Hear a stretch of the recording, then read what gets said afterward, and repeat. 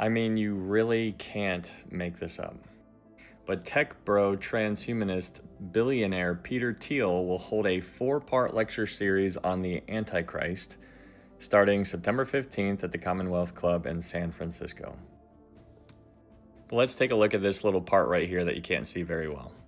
It says you are warmly invited to a series of 4 lectures by Peter Thiel addressing the topic of the biblical Antichrist. Peter is a technology entrepreneur and investor who has spent most of his career writing and speaking about how his Christian faith informs his understanding of the world. But let's kind of talk about his Christian faith. But before we dive into that, here's this right here that you can kind of check out. It says Seeking God or Peter Thiel in Silicon Valley. Now, talking about his Christian faith, just so you understand, he is currently married to a man whose name is Matthew.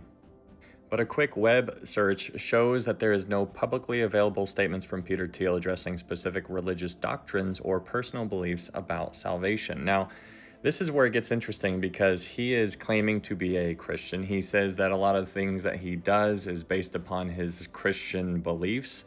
And he's even putting on a 4-part series lecture that is all going to be talking about the Antichrist.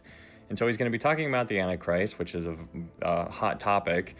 A lot of people are attracted to that kind of thing, but he doesn't talk about how he believes he gets to heaven, at least to my understanding. Now, I could be wrong on that, but according to this web search, there is no public address that basically talks on that, on his personal belief. And that seems, in my opinion, if you are a Christian, that would be a very, very clear thing that you would want to be a parent on. You would want to be over and above just like, this is what I believe, this is the most important thing, and then everything else is secondary. But that's not what you're seeing from him. Instead, it's the inverse. He's talking about things he has no idea about how to talk about. Now, he's going to be getting the limelight because he is a billionaire and he owns all these things.